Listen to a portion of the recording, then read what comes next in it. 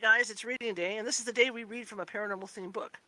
Sometimes the stories are true, sometimes they're not. But today's topic is true Irish ghost stories. We'll be right back.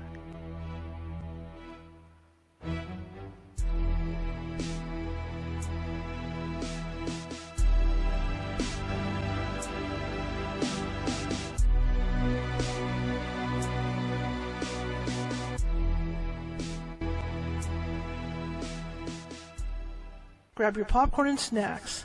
Find a comfy spot, take a seat or lie down, and let me transport you to a place of fantasy, ghost stories, ancient legends, odd creatures, alien encounters, and other magical topics. You may even decide to join the conversation. From faraway lands to your own backyard, with a small dash of pixie dust, turn out the lights and open your minds. The journey is about to begin. Good, happy Sunday, everybody. I hope everybody's had a great weekend. I had a good weekend, too. Let me get my stuff set up and push my buttons here. We're beaming out to 4 different locations today, which is kind of cool. I'll get my chat up. There we go. My name is Charlotte. I'm going to be your host for the next hour or so. I'm also the owner of the California Haunts Paranormal Investigation Team based out of Northern California. If you think you have a paranormal issue and you need help, give us a look. We're all over the internet. You can find us everywhere. TikTok, you name it. Everywhere. Anyway, today is what I call reading day. We used to be just reading Sunday, but sometimes when a guest doesn't come on, I will read on different days. So we do call it. It's called reading day now. I know you guys can hardly care about it. Can't blame me for that. Anyway, let's make sure the camera's flipped right over here. Yes. Okay. But anyway, I want to thank you all for coming on. In fact, you know what I forgot to do? Let me do this. I got to get this camera right. I almost blew it. Turn the mirror off. There we go. All right. Now you can read my hat. Yeah, okay. Anyway, so I've got 2 things. I got like 3 different things going on here. Now I can see all my wrinkles over here. This camera over here is just crazy. It's picking up everything. So we started this book last week, True Irish Ghost Stories. And like I said, I hope I'm in the right chapter because there was a cluster with the tablet. It happens. But I'm really interested in Irish ghost stories. Lots of legends over there. And someday I would like to go to Ireland and really see these places, see these castles and stuff. I was in London when I was a kid, around about 12, 13 years old, and I remember how fun it was and how cool it was, how cool it was to be in London. And I got to tour castles, just like, we're over in Hungary. We got to tour castles and all kinds of things, and it was really cool, really cool. I did no ghosties, but, I wasn't into it. I mean, even though I had activity here at the house, I mean, that wasn't my thing back then, to really look at ghosties. But now, now I know, for what I know now, I kind of feel bad for not doing that. So I'm going to read for about an hour. It's 1:15 Pacific right now, so I'll be reading for about an hour. I might go a little later if you guys want to go a little later, but I'll read for about an hour. And, yeah, so let's get going here, and it's called True Irish Ghost Stories. And this book is actually written, and I found this out today, this book is written by a reverend, of all things. So that's pretty cool. Now in the background, you might hear some music. My neighbor's having a party. We get along great, so there's no point complaining or anything, but he is having a party, and I'm right by a window, so you might hear some of that. But anyway, yeah, the gentleman's a reverend, and you guys got to remember, before I start, this is a thing you have to remember. I don't do co-host. Stop co-hosting. Stop requesting. Okay? Like, follow, and share. That's all I ask. I do have a goal of 10 on the airs over there. But if you can't, that's fine. Just like, follow, and share. That's all I ask tonight. Like, follow, and share. All right. So, getting back to the book itself. You guys got to remember this book was written in the late 1800s, early 1900s. So it's not going to be copacetic to stuff that we believe now. Okay? I'm good. So it's not going to be copacetic to stuff we believe now. I'm going to do my best to read through it. But do not turn me into the internet police. Okay? Because this is stuff that happened back in the 1800s, early 1900s. All right, so I'll do my best. But this book is written by a reverend, and I find that interesting. I find that really interesting. All right, here we go. So hopefully this is where we left off, since nothing worked. Chapter 2, Haunted Houses in Con's Half. From a very early period of division of Ireland. Okay, from a very early, I already started my drop. From a very early period, a division of Ireland into 2 halves existed. This was traditionally believed to have been made by Con, the 100 Fighter, and Mogue Nuadat in AD 166. The north was in consequence known as Conshaft, the south Mogshaft, the line of division being a series of gravel hills extending from Dublin to Galway. This division we have followed, except that we have included the whole of the counties of Westmeath and Galway in the northern portion. Let's see if I can get a little closer here. Okay. We had hoped originally to have had 4 chapters on haunted houses, one for each of the 4 provinces, but for lack of material from Connaught, we have been forced to adopt a plan on which chapters 1 to 3 are arranged. Mrs. Acheson, of County Roscommon, sends the following. Emo House, County Westmeath. A very old mansion, since pulled down, was purchased by my grandfather for his son, my father. The latter had only been living in it for a few days when knocking commenced at the hall door. Naturally, he thought it was someone playing tricks, or endeavoring to frighten him away. One night, he had the lobby window open directly over the door. The knocking commenced, and he looked out. It was a very bright night, and as there was no porch, he could see the door distinctly. The knocking continued, but he did not see a knocker move. Another night, he sat up expecting his brother, but as the latter did not come, he went to bed. Finally, the knocking became so loud and insistent that he felt sure his brother must have arrived. He went downstairs and opened the door, but no one was there. Still convinced that his brother was there and had gone round to the yard to put up his horse, he went out, but scarcely had he gone 20 yards from the door when the knocking recommenced behind his back. On turning round, he could see no one. After this, the knocking got very bad, so much so that he could not rest. All this time, he did not mention the strange occurrence to anyone. One morning, he went up through the fields between 4 and 5 o'clock. To his surprise, he found the herd out feeding the cattle. My father asked him why he was up so early. He replied he could not sleep. Why? Asked my father. You know why yourself, sir, the knocking.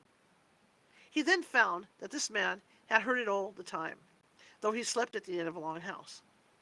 My father was advised to take no notice of it, for it would go as it came, though at this time it was continuous and very loud, and so it did. The country people said it was the late resident who could not rest. We had another curious and most eerie experience in this house. A former rector was staying the night with us, and as the evening wore on, we commenced to tell ghost stories.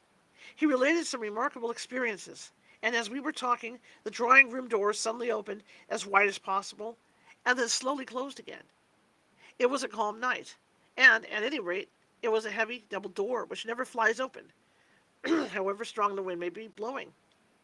Everyone in the house was in bed, as it was after 12 o'clock, except the 3 persons who witnessed this, viz. Myself and my daughter, and the rector. The effect on the latter was most marked. He was a big, strong, jovial man and a good athlete, but when he saw the door open, he quivered like an aspen leaf. That would be the Reverend. A strange story of a haunting in which nothing was seen, but in which the same noises were heard by different people, is sent by one of the recipients, who does not wish to have her name disclosed. She says, when staying for a time in a country house, what's going on with my voice today? Stop that. Okay. I'll do my best with my voice, you guys. Okay. When staying for a time in a country house in the north of Ireland some years ago, I was awakened on several nights by hearing the tramp, tramp of horses' hooves. Sometimes it sounded as if they were walking on paving stones, while at other times I had the impression that they were going round a large space, as if someone was using a whip on them.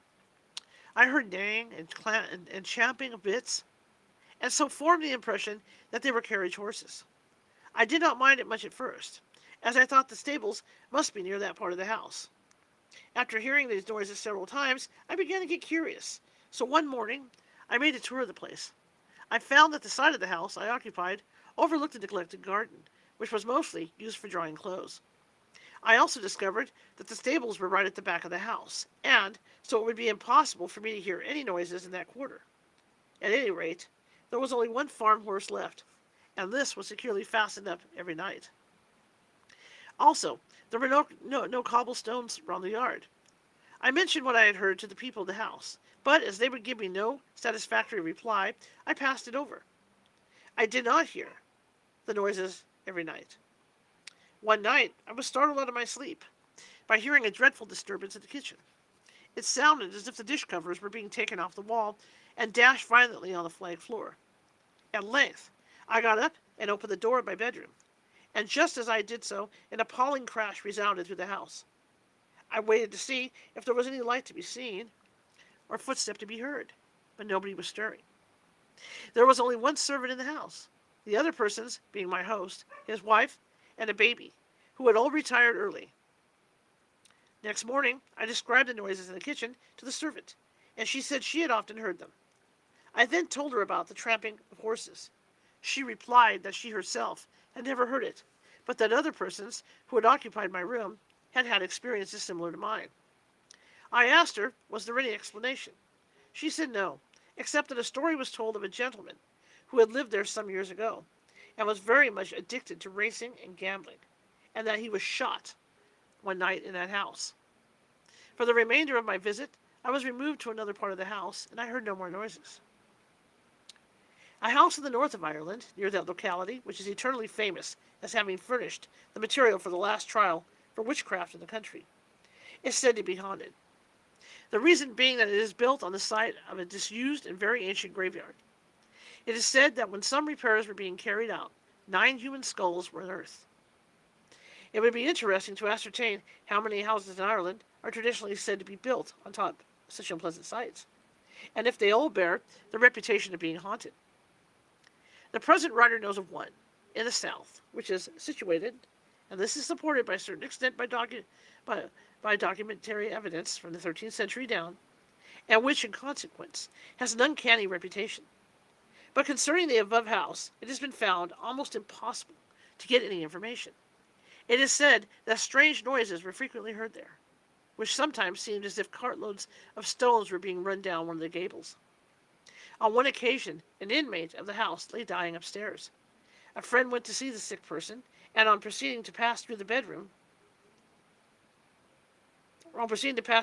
door, was pressed and jostled as if by some unseen person hurriedly leaving the room. On entering, it was found that the sick person had just passed away. An account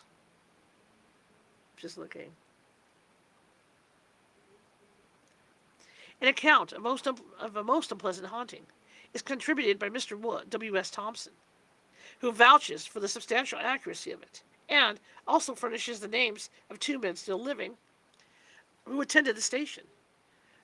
We give it as it stands, with the comment that some of the details seem to have been grossly exaggerated by local raconteurs. Excuse me, God. In the year 1869, a ghost made his presence manifest in the house of a Mr. M. in County Cavan. In the daytime, it resided in the chimney, but at night, it left its quarters and subjected the family to considerable annoyance. During the day, they could cook nothing, and showers of soot would be sent down the chimney on top of every pot and pan that was placed in the fire. At night, the various members of the family would be dragged out of bed by the hair and pulled around the house. When anyone ventured to light a lamp, it would immediately be put out, while chairs and tables would be sent dancing round the room. At last, matters reached such a pitch that the family found it impossible to remain any longer in the house. The night before they left, Mrs. M. was severely handled, and her boots were left facing the door as a gentle hint for her to be off. Before they departed, some of the neighbors went to the house, saw the ghost, and even described to Mr. Thompson what they had seen. According to one man, it appeared in the shape of a human being with a pig's head with long tusks. Another described it as a horse with an elephant's head and a headless man seated on its back. Finally, a station was held at the house by 7 priests, at which all the neighbors attended. The station commenced after sunset, and everything in the house had to be uncovered, lest the evil spirit should find any resting place. A free passage was left out the door into the street, where many people were kneeling. About 5 minutes after the station opened, a rumbling noise was heard, and a black barrel rolled out with an unearthly din. Though to some coming up the street, It appeared in the shape of a black horse with a bull's head, and a headless man seated thereon. From this time the ghost gave no further trouble. The same gentleman also sends an account of a haunted shop in which members of his family had some very unpleasant experiences. In October 1882, my father, William Thompson, took over the grocery and spirit business from a Dr. S., to whom it had been left by will. My sister was put in charge of the business, and she slept on the premises at night, but she was not there by herself very long until she found things amiss. The third night matters were made so unpleasant for her that she had to get up out of bed, more dead than alive, and go across the street to Mrs. M., the servant at the RIC barrack, with whom she remained until the morning. She stated that, as she lay in bed, half awake and half asleep, she saw a man enter the room who immediately seized her by the throat and well-nigh choked her. Again, do not turn me to the internet police, you guys. Okay? It's a ghost story. She had only sufficient strength left to gasp, "Lord save me," when instantly the man vanished. She also said that she heard noises, as if every bottle and glass in the shop was smashed to atoms. Yet in the morning, everything would be found intact. My brother was in charge of the shop one day, and my sister had to go to Belturbet to do some Christmas shopping. He expected her to return to the shop that night, but as she did not do so, he was preparing to go to bed about 1 a.m. when suddenly, guys, I'm sorry. What's going on?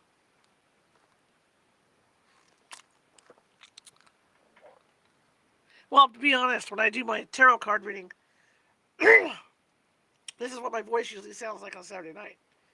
I have to do it 6 days. Okay. I apologize. So he was preparing to go to bed at 1 a.m. when suddenly a terrible noise was heard. The light was extinguished, and the tables and chairs commenced to dance about the floor, and some of them struck him on the shins. Upon this, he left the house, declaring that he had seen the devil. Possibly this ghost had been a rabid teetotaler in the flesh, and continued to have a dislike to the publishing's trade after he had become discarded. At any rate, the present occupants who follow a different avocation don't appear to be troubled. Ghosts are no respecters of persons or places, and take up their quarters wherever they want and are least expected. One can hardly imagine them entering an RIC barrack and annoying the stalwart inmates thereof. Yet, more than one tale of a haunted police barrack has been sent to us. Nay, in its proper place we shall relate the appearance of a deceased member of the force, uniform and all. The following personal experience are contributed by ex-RIC constable, who requested that all names should be suppressed. Okay? The barrack of which I'm about to speak has now disappeared, owing to the construction of a new railway line. It was a 3-story house with large area apartments and splendid accommodation. This particular night, I was on guard. After the constables had retired to their quarters, I took my palisades downstairs to the day room, and laid it on 2 forms alongside 2 6-foot tables, which were placed end to end in the center of the room. As I expected, a patrol in at midnight, and as another had to be sent out when it arrived, I didn't promise myself a very restful night. So I threw myself on the bed, intending to read a bit, as there was a large lamp on the table.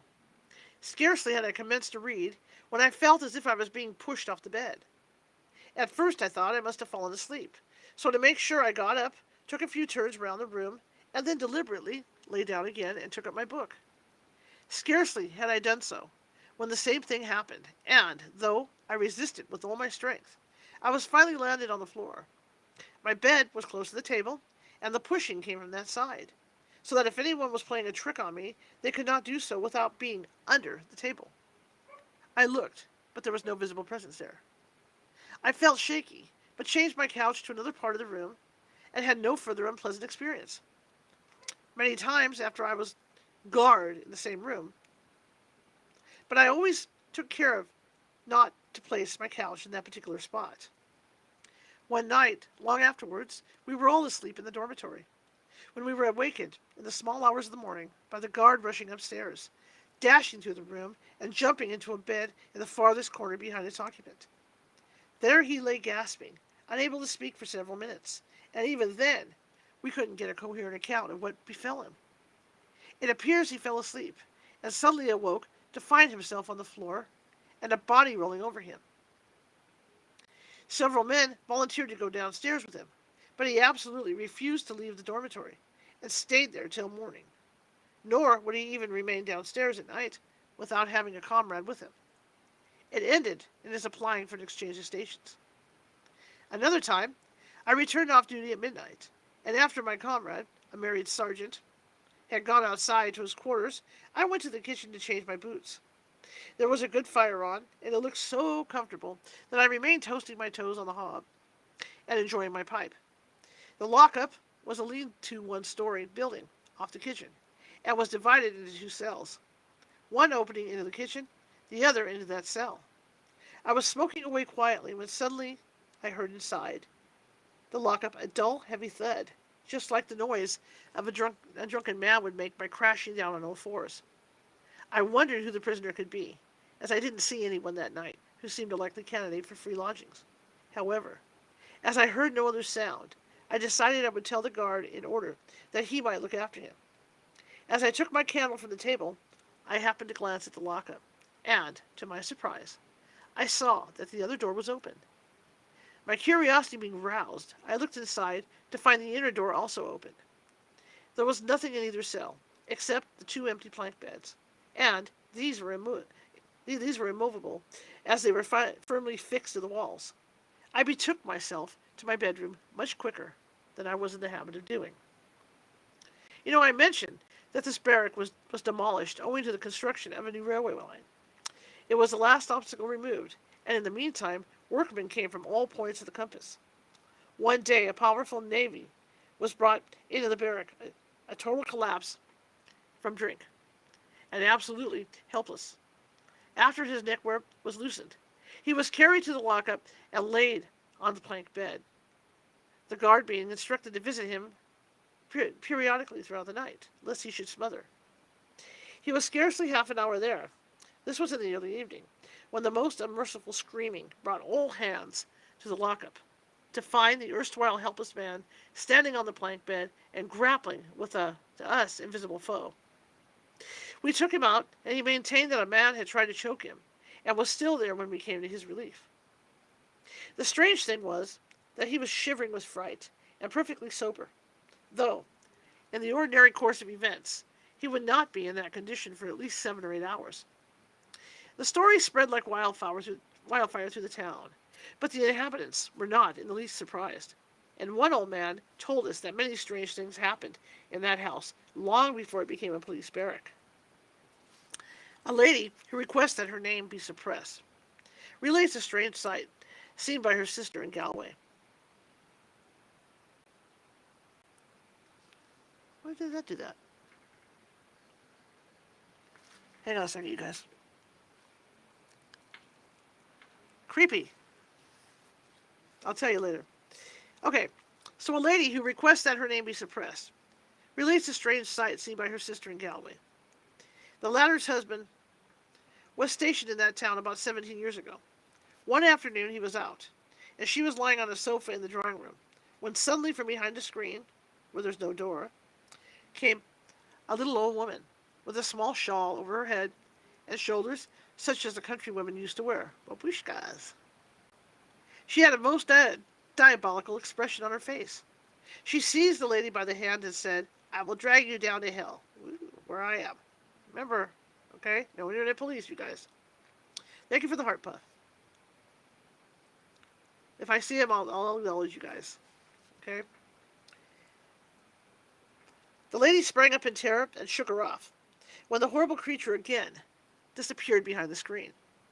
The house was an old one, and many stories were rife amongst the people about it.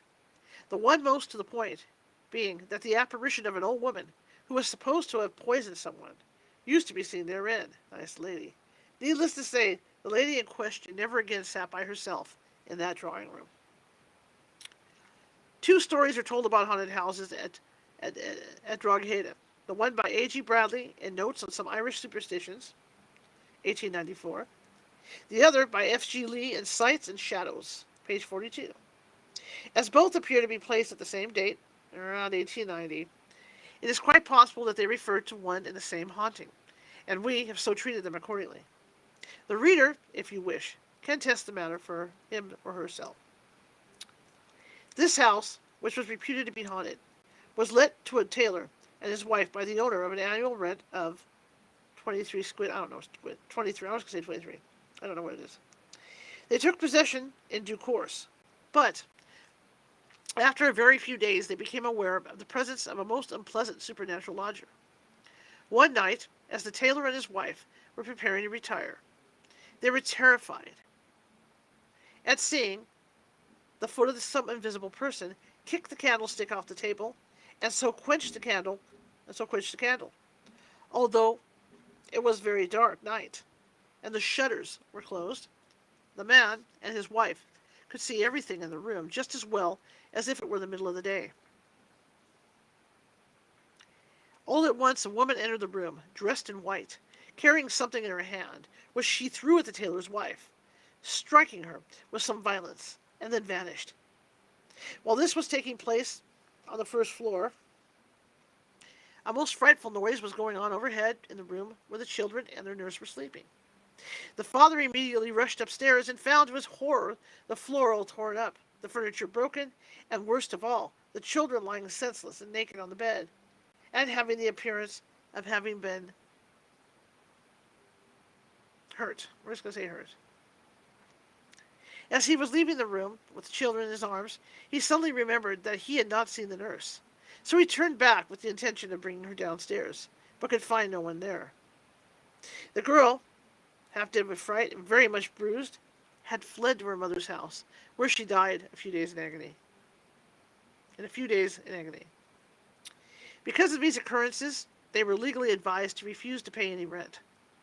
The landlady, however, declining to release them from their bargain, at once claimed a quarter's rent, and when this remained for some time unpaid, sued them for it before Judge Kisby. What the heck is that? Okay. Before Judge Kisby, a Drogheda solicitor appeared for the tenants who, having given evidence of the facts concerning the ghost in question, asked leave to support their sworn testimony by that of several other people. This, however, was disallowed by the judge.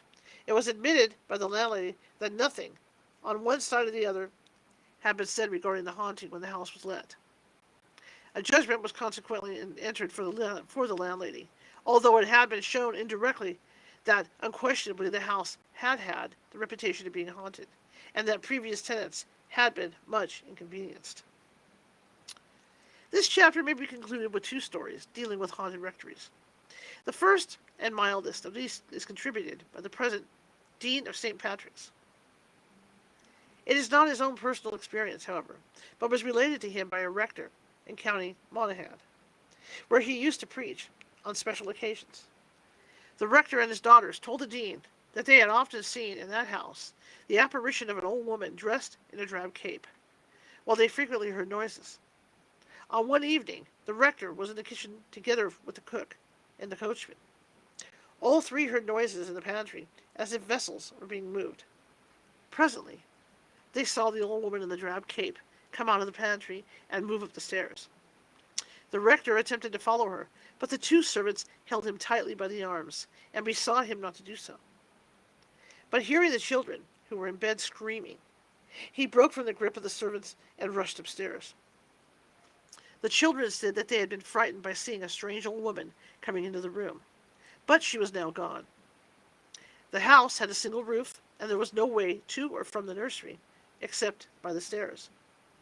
The rector stated that he took to praying that the old woman might have rest, and that it was now many years since she had been seen.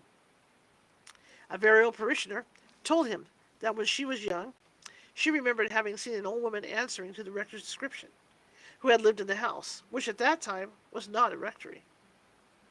The second of these, which is decidedly more complex and mystifying, refers to a rectory in County Donegal. It is sent as the personal experience of one of the recipient, who does not wish to have his name disclosed. He says, "My wife, children, and myself will have lived there 4 years next January, 1914. From the first night that we came into the house, most extraordinary noises have been heard. Sometimes they were inside the house and seemed as if the furniture was being disturbed, and the firearms knocked about, or at other times as if a dog was running up and down the stairs. Sometimes they were external, and resembled tin buckets being dashed about the yard, or as if a herd of cattle was galloping up the drive before the windows. These things would go on for 6 months, and then everything would be quiet for 3 months or so, when the noises would commence again. My dogs, a fox terrier, a boarhound, and a spaniel, would make a terrible din and would bark at something in the hall that we could not see, backing away from it all the time. The only thing that was ever seen was as follows. One night my daughter went down to the kitchen about 10 o'clock for some hot water. She saw a tall man with one arm carrying a lamp, who walked out of the pantry into the kitchen, and then through the kitchen wall. Another daughter saw the same man walk down one evening from the loft and go into the harness room. She told me, and I went out immediately, but could not see nobody. Shortly after that, my wife, who was very brave, heard a knock at the hall door in the dusk. Naturally thinking it was some friend, she opened the door, and there saw standing outside the self-same man. He simply looked at her and walked through the wall into the house. She got such a shock that she could not speak for several hours, and was ill for some days. That is 18 months ago, and he has not been seen since, and it is 6 months since we heard any noises. Our correspondence letter was written on 25th November 1913. An old man, nearly 90, died last year.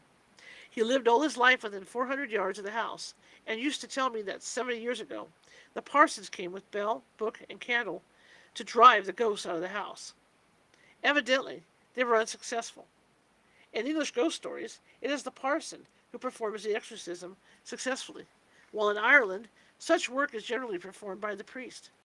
Indeed, a tale was sent to us in which a ghost quite ignored the parson's efforts, but succumbed to the priest. Next chapter, you guys. Haunted houses in Moog's Half. All right. The northern half of Ireland has not proved as prolific in stories of haunted houses as the southern portion. The possible explanation of this is not that the men of the north are less prone to hold or talk about such beliefs, but that as regards the south half, we have had the good fortune to happen upon some diligent collectors of these and kindred tales, whose eagerness in collecting is only equaled by their kindness in imparting information to the compliers of this book. On a large farm near Portlington, there once lived a Mrs. Blank, a strong-minded, capable woman who managed all her affairs for herself, giving her orders and taking them from anybody. In due time she died, and the property passed to the next of kin. As soon, however, as the funeral was over, the house was nightly disturbed by strange noises. People downstairs would hear rushings about in the upper rooms, banging of doors, and the sound of heavy footsteps. The cups and saucers used to fall off the dresser, and all the pots and pans would rattle. This went on for some time, till the people could stand it no longer. So they left the house, and put in a herd and his family. The latter was driven away after he had been in the house a few weeks. This happened to several people, until at length a man named Mr. B took the house. The noises went on as before until someone suggested getting the priest in. Accordingly, the priest came and held a service in the late Mrs. Bla's bedroom. When this was over, the door of the room was locked. After that, the noises were not heard till one evening Mr. B came home from a fair, fortified, no doubt, with a little Dutch courage, and declared that even if the devil were in it, he would go into that locked room. In spite of all his family could say or do, he burst open the door and entered the room, but apparently saw nothing. That night, pandemonium reigned in the house, and chairs were hurled about. The china was broken, and the most weird and uncanny sounds were heard. Next day, the priest was sent for. The room again shut up, and nothing has happened from that day to this. Another strange story comes from the same town. When I was on a visit to a friend in Parlington, writes a lady in the Journal of the American SPR, a rather unpleasant incident occurred to me. At about 2 o'clock in the morning, I woke up suddenly for apparently no reason whatever. However, I quite distinctly heard snoring coming from under or in the bed in which I was lying. It continued for about 10 minutes, during which time I was absolutely limp with fright. The door opened, and my friend entered the bedroom, saying, "I thought you might want me." So I came in. Needless to say, I hailed the happy inspiration that sent her to me. I then told her what I had heard. She listened to me, and then, to comfort me, said, "Oh, never mind. It is only grandfather. He died in this room, and a snoring is heard every night at 2 o'clock, the hour at which he passed away." Some time previously, a German gentleman was staying with his family. They asked him in the morning how he had slept, and he replied that he was disturbed by a snoring in the room, but he supposed it was the cat. Footnote 4 for September 1913. A lady formerly resided in Queens Country, but who now lives near Dublin. She sends the following clear and concise account of her own personal experiences in a haunted house. Some years ago, my father, mother, sister, and myself went to live in a nice but rather small house close to the town of no name in Queens. We liked the house, as it was conveniently and pleasantly situated, and we certainly never had a thought of ghosts or haunted houses, nor would my father allow any talk about such things in his presence. But we were not long settled there, when we were disturbed by the opening of the parlor door every night regularly at the hour of 11 o'clock. My father and mother used to retire to their room about 10 o'clock, while my sister and I used to sit up reading. We always declared that we would retire before the door opened, but we generally got so interested in our books that we would forget until we would hear the handle of the door turn and see the door flung open. We tried in every way to account for this, but we could find no explanation, and there was no possibility of any human agent being at work. Some time after, light was thrown on the subject. We had visitors staying with us, and in order to make room for them, my sister was asked to sleep in the parlor. She consented without a thought of ghosts, and went to sleep quite happily.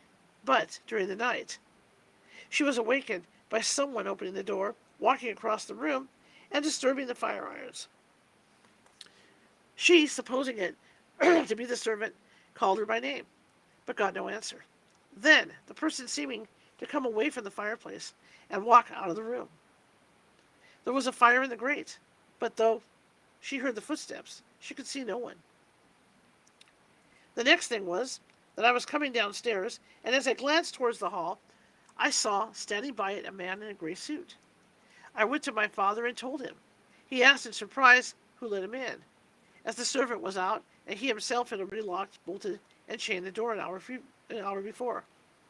None of us had let him in, and when my father went out to the hall, the man had disappeared, and the door was as he left it. Some little time after, I had a visit from a lady who knew the place well, and in the course of conversation she said, "Oh, this is the house poor Mr. Blank used to live in." "Who is Mr. Blank?" I asked. "Did you never hear of him?" she replied.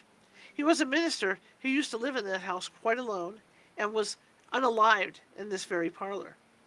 His landlord used to visit him sometimes, and one night he was seen coming in about 11 o'clock, and was seen leaving again about 5 o'clock in the morning. When Mr. Blank did not come out as usual, the door was forced open, and he was found lying unalived in his room by the fender, with his head hurt." Okay? With his head hurt. I'm just going to say that. We left the house soon after as our informant. The following weird incidents occurred apparently in the county Kilkenny to a Miss KB, during 2 visits paid by her to Ireland in 1880 and 1881. The house in which she experienced the following was really an old barrack, long used, very old-fashioned, and surrounded with a high wall. It was said that it had been built during the time of Cromwell, as a stronghold for his men. The only inhabitants of this were Captain C, a retired officer in charge of the place, Mrs. C, 3 daughters, and 2 servants. They occupied the central part of the building, the mess room being their drawing room. Miss K B's bedroom was very lofty, and adjoined 2 others, which were occupied by 3 daughters, E.G. and L. The first recollection I have of anything strange, writes Miss B, was that each night I was awakened about 3 o'clock by a tremendous noise, apparently in the next suite of rooms, which was empty, and it sounded as if some huge iron boxes and other heavy things were being thrown about with great force. This continued for about half an hour, when the room underneath the kitchen, I heard the fire being violently poked and raked for several minutes, and this was immediately followed by a most terrible and distressing cough of a man, very loud and violent. It seemed as if the exertion had brought on a paroxysm which he could not stop. In large houses in County Kilkenny, the fires are not lighted every day, owing to the slow-burning property of the coal. It is only necessary to rake it up every night about 11 o'clock, and in the morning it is still bright and clear. Consequently, I wondered why it was necessary for Captain C to get up in the middle of the night to stir it so violently. A few days later, Miss B said to E. C, "I hear such strange noises every night, and are there any people in the adjoining part of the building?" She turned very pale, and looking earnestly at Miss B, said, "Okay. I am so sorry that you heard this. I hoped no one but myself had heard this. I could have given worlds to have spoken to you last night, but dared not move or speak." K. B. laughed at her for being so superstitious, but E. declared that the place was haunted, and told her of a number of weird things that had been seen and heard. In the following year of 1881, Miss K. B. paid another visit to the barrack. This time there were 2 other visitors there, a colonel and his wife. They occupied Miss B.'s former room, while to her was allotted a huge bedroom on the top of the house, with a long corridor leading to it. Opposite to this was another large room, which was occupied by the girls. Her strange experiences commenced again. One morning, about 4 o'clock, I was awakened by a very noisy martial footstep ascending the stairs, and then marching quickly up and down the corridor outside my room. Then suddenly the most violent coughing took place that I ever heard, which continued for some time, while the quick, heavy step continued its march.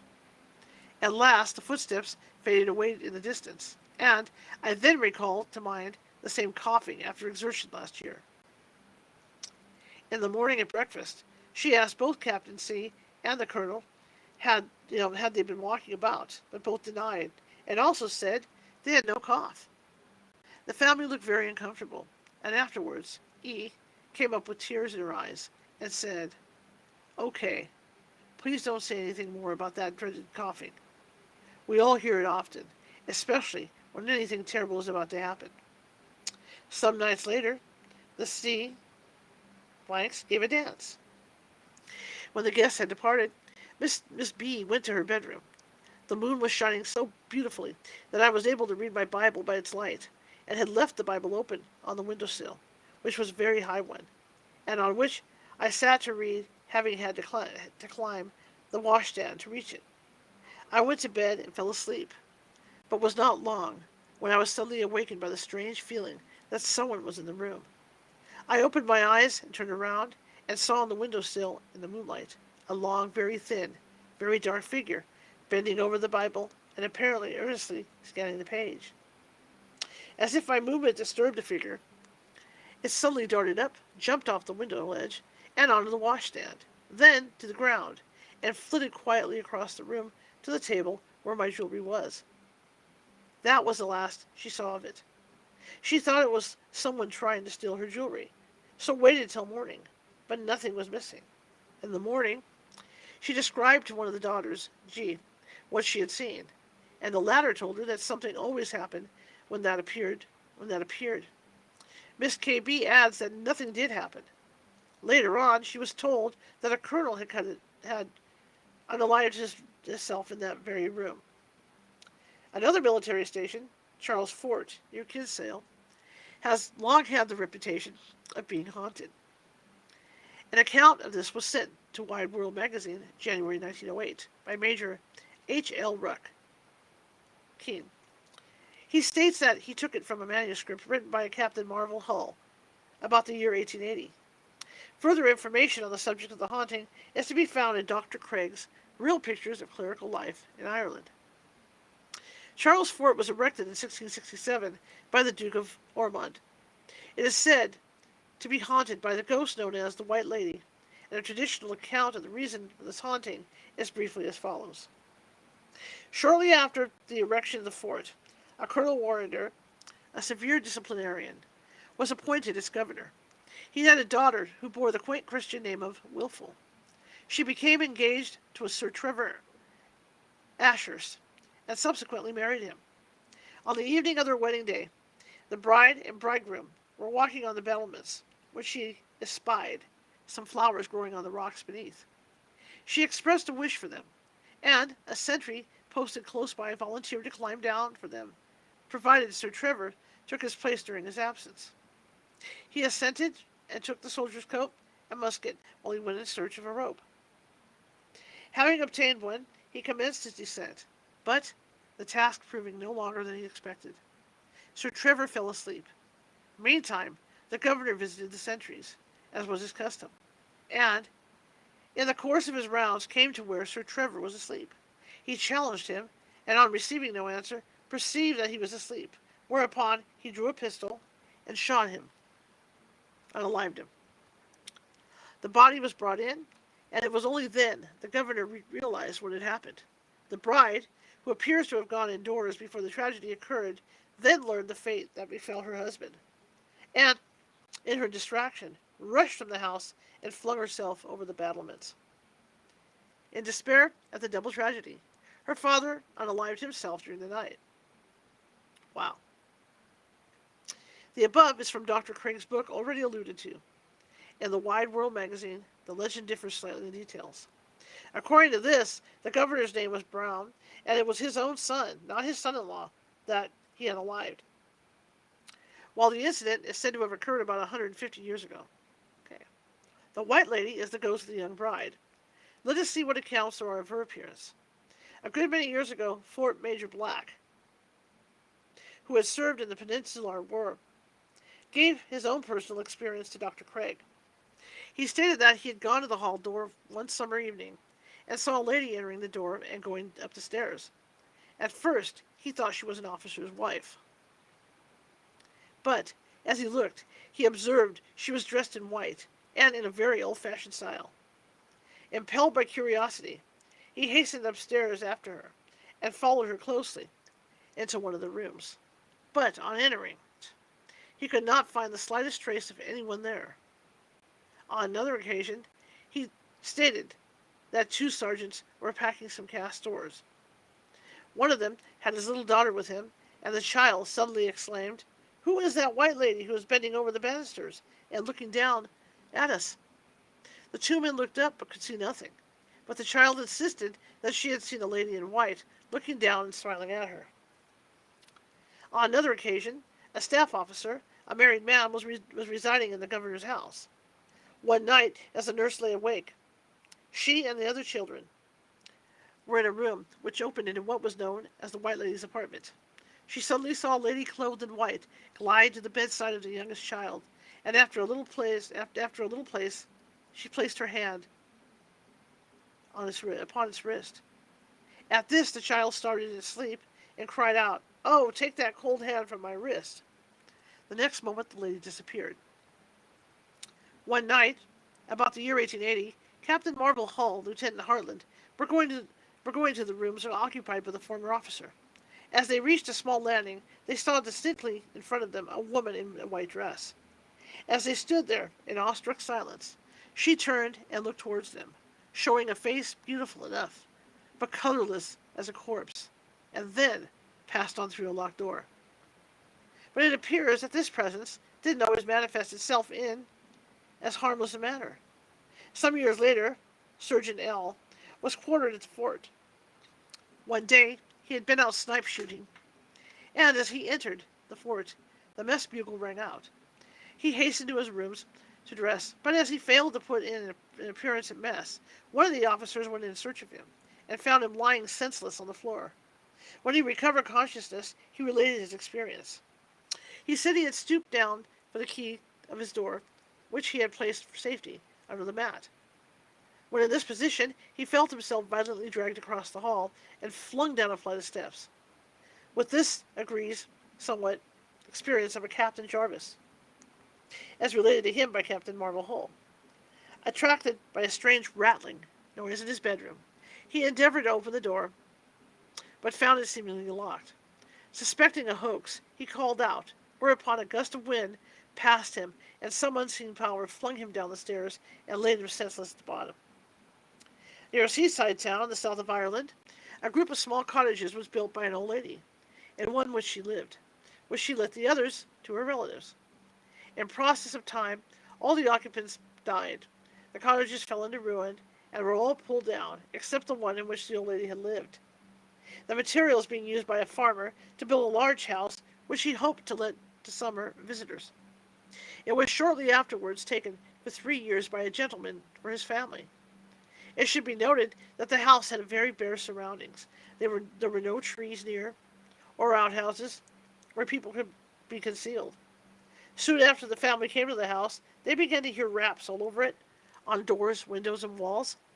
These raps varied in nature, sometimes being like a sledgehammer, loud and dying away, and sometimes quick and sharp.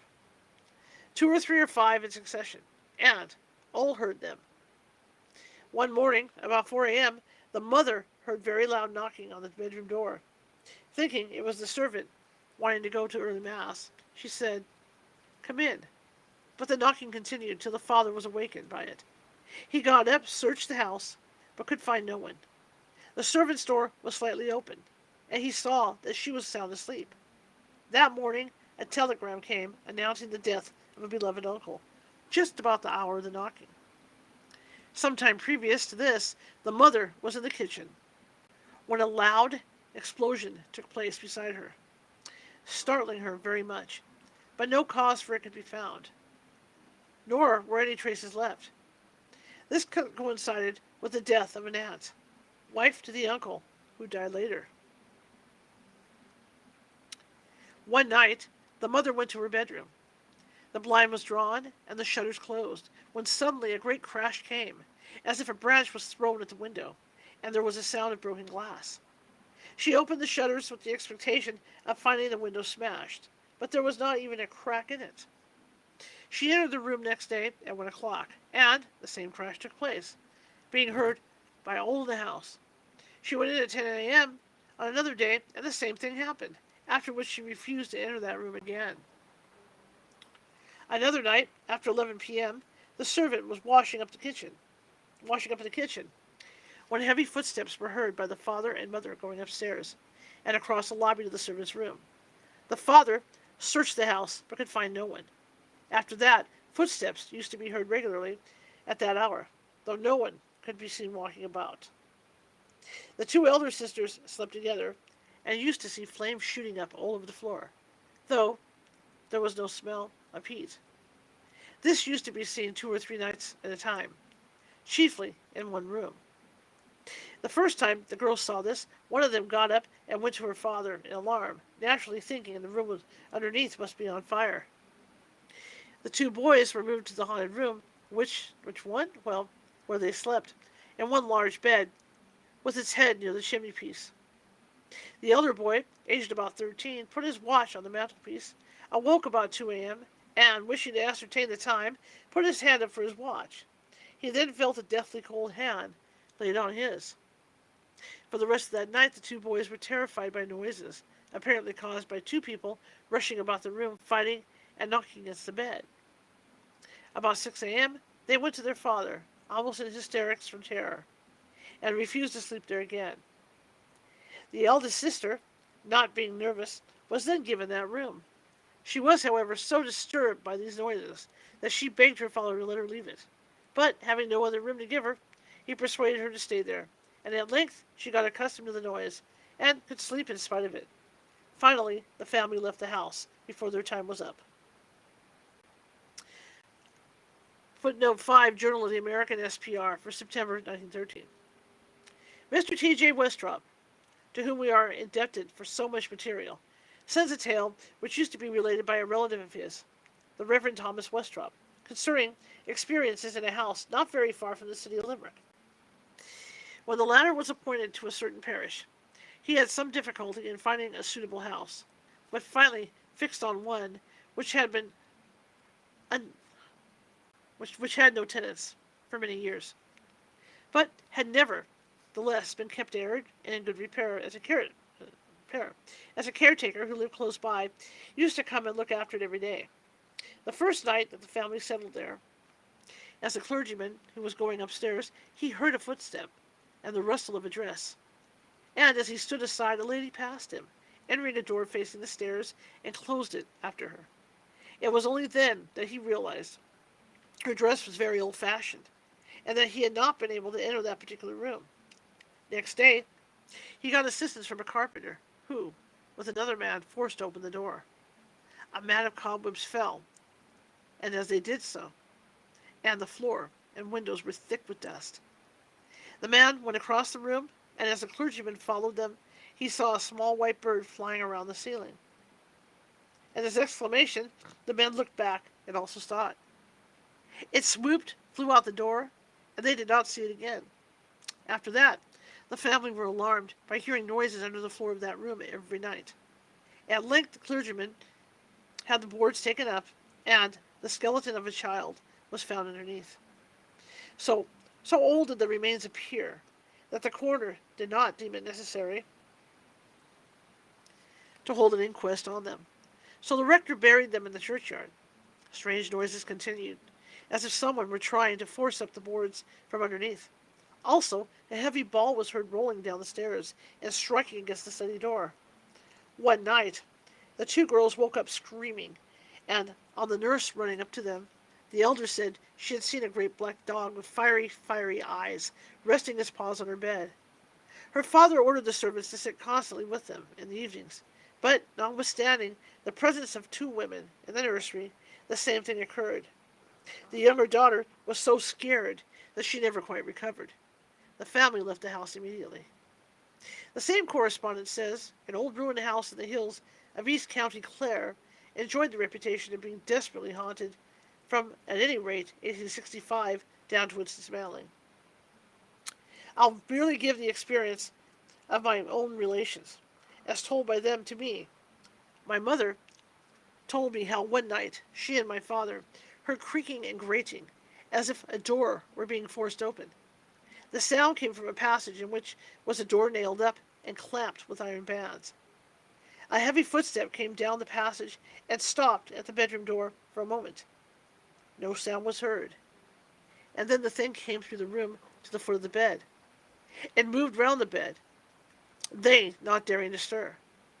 The horrible unseen visitant stopped, and they felt it watching them. At last it moved away. They heard it going up the passage. The door crashed, and all was silence. Lighting a candle, my father examined the room and found the door locked. He then went along the passage, but not a sound was to be heard anywhere. Strange noises like footsteps, sobbing, whispering, grim laughter, and shrieks were often heard about the house. On one occasion, my eldest sister and a girl cousin drove over to see the family and stayed the night. They and my two younger sisters were all crowded into a huge old-fashioned bedroom and carefully drew and tucked in the curtains all around. That's the bed. Sorry, not bedroom.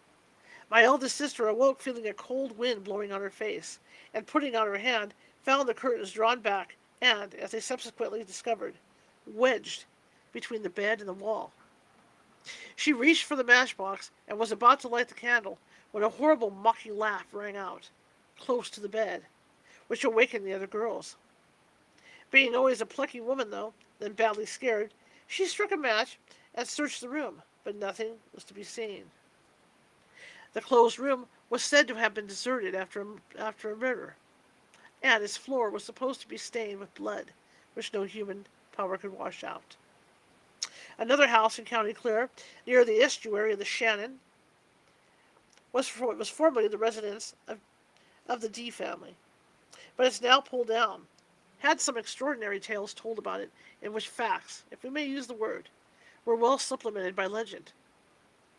To commence with the former, a lady writes, my father and old Mr. D were first cousins. Richard D asked my father would he come and sit up with him one night in order to see what might be seen. Both were particularly sober men. The annoyances in the house were becoming unbearable. Mrs. D's workbox used to be thrown down. The tablecloth would be whisked off the table.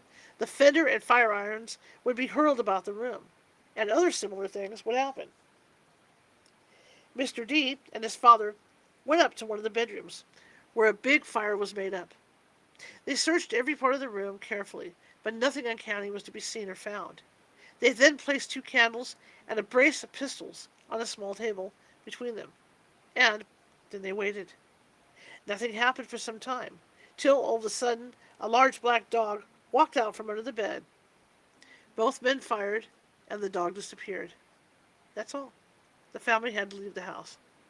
Now, to the blending of fact with fiction, of which we have already spoken. The intelligent reader can decide in his own mind which is which. It was said that black magic had been practiced in this house at one time, and that in consequence terrible and weird occurrences were quite the order of the day. When being cooked, the hens used to scream and the mutton used to bleat in the pot. Black dogs were seen frequently.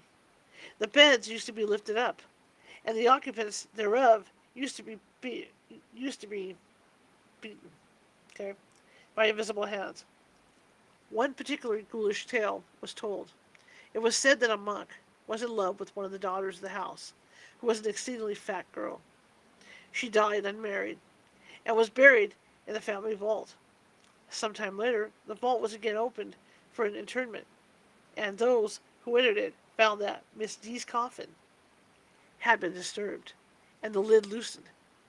Then they saw that all the fat around her heart had been scooped away. Apropos of interredactable blood on the floor, which is not an infrequent item in stories of haunted houses. It is said that a manifestation of this nature forms the haunting in a farmhouse in County Limerick. According to our informants, a light must be kept on burning in this house all night. If by any chance it's forgotten or becomes quenched, in the morning the floor is covered with blood. The story is evidently much older than the house, but no traditional explanation is given. 2 stories of haunted schools have been sent to us, both on very good authority. These establishments lie within the geographical limits of this chapter, but for obvious reasons we cannot indicate their locality more precisely, though the names of both are known to us. The first of these was told to our correspondent by the boy Brown, who was in the room but did not see the ghost. When Brown was about 15, he was sent to school. His brother told him not to be frightened at anything he might see or hear, as the boys were sure to play tricks on all new comrades. He was put to sleep in a room with another new arrival, a boy named Smith, from England. In the middle of the night, Brown was roused from his sleep by Smith crying out in great alarm and asking who was in the room. Brown, who was very angry at being waked up, told him not to be a fool, that there was no one there. The second night, Smith roused him again, this time in greater alarm than the first night. He said he saw a man in cap and gown come into the room with a lamp and then pass right through the wall. Smith got out of his bed and fell on his knees beside Brown, beseeching him not to go to sleep. At first, Brown thought it was all done to frighten him, but he then saw that Smith was in a state of abject terror. Next morning, they spoke of the occurrence, and the report reached the ears of the headmaster, who sent for the 2 boys. Smith refused to spend another night in the room. Brown said he had seen or heard nothing, and was quite willing to sleep there if another fellow would sleep with him, but he would not care to remain there alone. The headmaster then asked for volunteers from the class of elder boys, but not one of them would sleep in that room. It had always been looked upon as haunted. But the master thought that by putting in new boys who had not heard the story, they would sleep there all night. Some years after, Brown revisited the place and found that another attempt had been made to occupy the room. A new headmaster, who did not know its history, thought it a pity to have that room idle, and put a teacher, also new to the school, in possession. When this teacher came down the first morning, he asked who had come into his room during the night. He stated that a man in cap and gown, having books under his arm and a lamp in his hand, came in, sat down at a table, and began to read. He knew that he was not one of the masters, and did not recognize him as one of the boys. The room had to be abandoned. The tradition is that many years ago, a master was unalived in that room by one of the students. The few boys who ever had the courage to persist in sleeping in that room said if they stayed more than 2 or 3 nights, that the furniture was moved, and they heard violent noises. The second story was sent to us by the reporter herself, and is therefore a first-hand experience. Considering that she was only a schoolgirl at the time, it must be admitted that she made a most plucky attempt to run the ghost to earth. A good many years ago, when I first went to school, I did not believe in ghosts, but then I had an experience which caused me to alter my opinion. I was ordered with 2 other girls to sleep in a small top room at the back of the house, which overlooked the garden, which contained ancient apple trees. Suddenly, in the dead of night, I was awakened out of my sleep by the sound of heavy footsteps, as of a man wearing big boots, unlaced, pacing ceaselessly up and down a long corridor, which I knew was plainly visible from the landing outside of my door.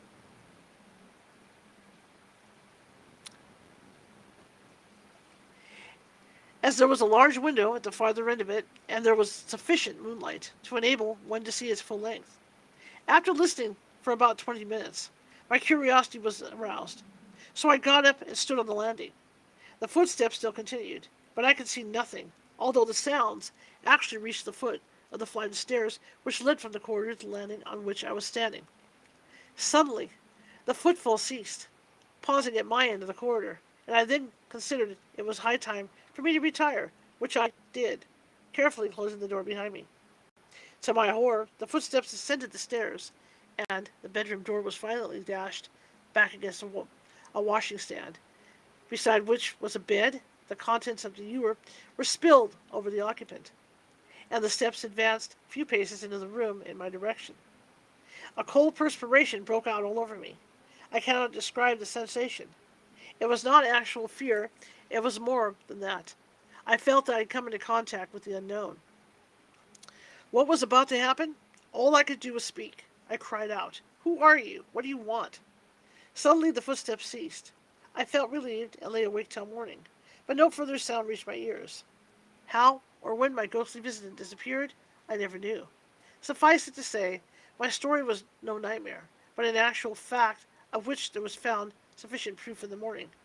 The floor was still saturated with water. The door, which we always carefully closed at night, was wide open. And last, but not least, the occupant of the wet bed had heard all that had happened, but feared to speak and lay awake till morning.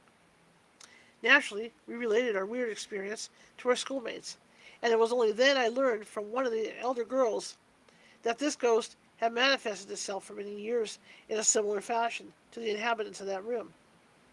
It was supposed to be the spirit of a man who, long years before, had occupied this apartment. The house was then a private residence, and had committed suicide and had unalived himself by hanging from an old apple tree opposite the window. Needless to say, the story was hushed up, and we were sharply spoken to, and warned not to mention the occurrence again. Some years afterwards, a friend, who happened at the time to be a boarder at this very school, came to spend a weekend with me. She related an exactly similar incident, which occurred a few nights previous to her visit. My experience was quite unknown to her. The following account of strange happenings at this glebe house has been sent by the rector for the parish of the Diocese of the Cashel. Shortly after my wife and I came to live here, some 10 years ago, The servants complained of hearing strange noises in the top story of the rectory where they sleep. One girl ran away the day after she arrived, declaring that the house was haunted and that nothing would induce her to sleep another night in it. So often had my wife to change servants in this account that at last I had to speak to the parish priest, as I suspected that the idea of ghosts might have been suggested to the maids by neighbors who might have some interest in getting rid of them. I understood that my friend, the parish priest, spoke very forcibly from the altar on the subject of spirits, saying that the only spirits he believed ever did any harm to anyone were blah, mentioning a well-known brand of the wine of the country. Whether this priest was the cause or not, whether this priest saying that was the cause or not, for some time we heard no more tales of ghostly manifestations. After a while, however, my wife and I began to hear a noise which, while in no sense alarming, has proved to be both remarkable and inexplainable.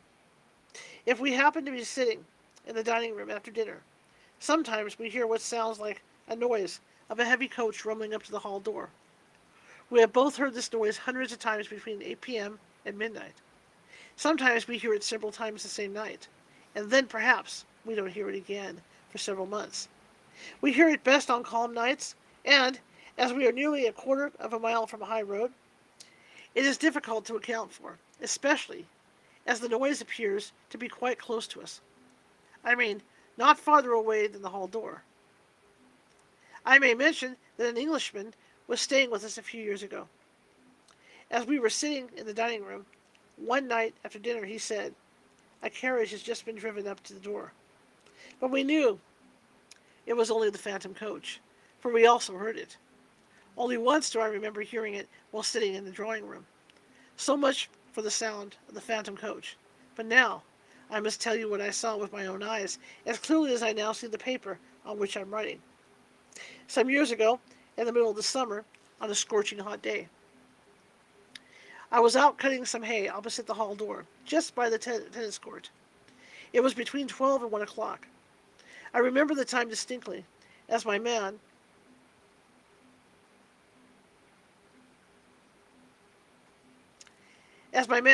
had gone to his dinner shortly before. The spot on which I was commanded a view of the avenue from the entrance gate for about 400 yards. I happened to look up from my occupation, for scything is not easy work, and I saw what I took to be a somewhat high dog cart, in which two people were seated, turning in at the avenue gate. As I had my coat and waistcoat off, and was not in a state to receive visitors, I got behind a newly made haycock and watched the vehicle until it came to a bend in the avenue where there is a clump of trees, which obscured it from my view. As it did not, however, reappear, I concluded that the occupants had either stopped for some reason, or had taken by mistake a cartway leading to the back gate into the garden. Hastily putting on my coat, I went down to the bend in the avenue, but to my surprise, there was nothing to be seen. Returning to the rectory, I met my housekeeper, who has been with me for nearly 20 years, and I told her what I had seen. She then told me that about a month before, while I was away from home, my man had one day gone to the station. She saw, just as I did, a trap coming up the avenue until it was lost to sight, owing to the intervention of the clump of trees. As it did not come on, she went down to the bend, but there was no trap to be seen. When the man came in, some half hour after, my housekeeper asked him if he had come halfway up the avenue, and turned back. But he said he had only that minute come straight from the station. My housekeeper said she did not like to tell me about it before, as she thought I would have laughed at her. Whether the spectral gig, which I saw, and the phantom coach, which my wife and I have often heard, are one and the same, I know not. But I do know that what I saw in the full blaze of the summer sun was not inspired by a dose of the spirits referred to by my friend, the parish priest. Sometime during the winter of 1912, I was in the motor house one dark evening at about 6 p.m. I was working at the engine, and as the car was nose in first, I was, of course, the farthest point from the door. I had sent my man down to the village with a message. He was gone about 10 minutes when I heard heavy footsteps enter the yard and come over to the motor house. I felt that there was someone in the house, quite close to me, and I said, "Hello. What brought you back so soon?" As I knew, he could not have been to the village and back. As I got no reply, I took up my electric lamp and went to the back of the motor to see who was there, but there was no one to be seen. And, although I searched the yard with my lamp, I could discover no one. About a week later, I heard the footsteps again, under almost identical conditions, but I searched with the same futile result. Before I stop, I must tell you about a curious presentiment which happened with regard to a man I got from the Queen's County. He arrived on a Saturday evening, and on the following Monday morning I put him to sweep the avenue. He was at his work when I went out in the motor car at about 10:30 a.m. Shortly after, he left his wheelbarrow and tools on the avenue. Just at that point where I saw the spectral gig disappear. And coming up to the rectory, he told my housekeeper in a great state of agitation that he was quite sure that his brother, with whom he had always lived, was dead. He said he must return home at once. My housekeeper advised him to wait until I returned, but he changed his clothes and packed his box, saying he must catch the next train. Just before I returned home at noon, a telegram came saying his brother had died suddenly that morning and that he was to return at once. On my return, I found him. Hang on a second. Did I read that right? Yeah. On my return, I found him almost in a state of collapse. He left by the next train, and I never heard of him again. K Castle is a handsome blending of ancient castle and modern dwelling house. We're going to stop in about 5 minutes, you guys, because I'm losing my battery over here, and it should be charging, and it's not. Ooh, hang on. Okay, that should take care of it. For some reason, hang on, guys. You guys have stopped charging. I don't know why, but let me set this up. Hang on, something happened. Give me a second. Let me reset the charger over here for TikTok. Maybe it bent or something weird. It should be charging. Wow, okay. I don't know why it's not charging. Been having trouble with cables. There we go. Okay, let me put you back up, TikTok. For some reason the cable did weird things. Hang on. It'll be fine. Sorry about that. I'll put you at that angle. Alright, sorry about that. Suddenly my iPhone wasn't charging. The thing's crazy. Okay, let me see how far we have, okay? Let me see how far we have to go here. We might stop here.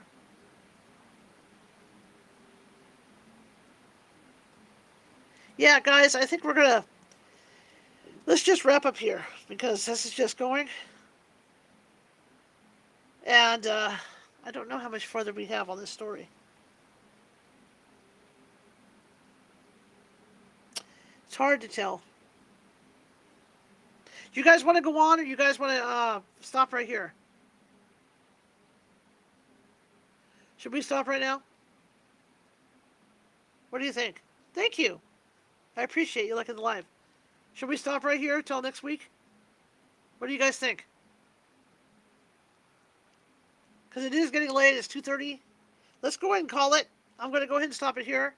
And we'll continue next week, okay? We'll continue next Sunday. Same time, same place. Because I don't think...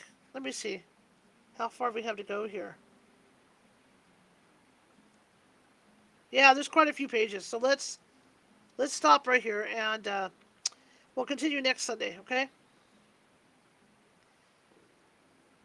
Because I know you guys have stuff to do. I have stuff to do today. I'm going to cook for you guys today and, do some stuff. Okay. Well, I want to thank you guys for coming tonight. I really appreciate it. Today, rather. Try and mark my page when I get done, too. It was just there. Okay. All right. So I'm going to call it, since the phone ran out of juice anyway. I'm going to call it tonight, and thank you guys so much. We'll be back I'll be back next week. Did you guys like it early, or do you guys like it later in the evening? Do you prefer the 1 p.m. Pacific, or would you rather go at 5 p.m.? What would you guys like to do? Well, thank you. Thank you for the compliment. You guys like the 1 p.m. or the 5 Pacific? Because I'm trying to get a time where we can do this and either one. All right, so let's meet 5 p.m. Pacific next Sunday, and we'll read the book. You like that? I think we'll go with 1 p.m. I like doing it kind of earlier, because then I end up working at night on other stuff, so that gives me some time off to do other stuff. Okay, so I'll see you guys next week at 1 p.m. Pacific for some more reading of this book. We'll continue chapter 3. And Thursday I will be on. I will have a guest on the regular radio show, so we will be on Thursday. So be on the lookout for that. I'll get you guys teased up like I did today. But I want to thank you all, and I really appreciate each and every one of you coming. I will be back to tarot card readings tomorrow at 7 p.m. Pacific over on the Clock app and over at Clapper. I'm just going to say it now, might as well. And so you guys can join me over there under California Haunts. But I really appreciate you being here. I see Marisa. I see. I also see. I see Pamela over there on Facebook, and so hope you guys enjoyed it today. And I hope to have some of you come back. If it's your first time joining me for this stuff, please come back and see us next week. And check us out on Thursdays. Check out California Haunts Radio on YouTube. Just dial in California Haunts, and we're there. Okay. Thank you guys for the gifts over on TikTok. I appreciate it. I'm going to call it a night, and have a great one, you guys.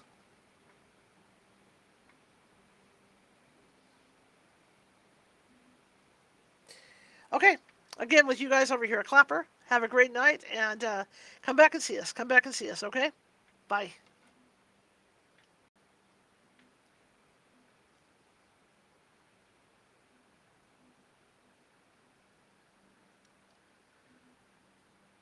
Okay, everybody, have a good one. Again, join me Thursday night. I'll be back here at California Haunts Radio. And then if you want to join me for some free psychic readings, come on over. Tarot card readings. I'll be going starting tomorrow, 7 p.m. Pacific, over on the Clock app, okay, over TikTok. So join me, and we're going to get more consistent with these shows. Okay? We're going to be more consistent with the regular radio shows coming up. I'm just trying to get everything balanced and timing and everything for everything. Okay? So I'll see you guys, and have a great night. Have a great rest of your weekend. And, oh yeah, I got to cue you up, huh? Bye.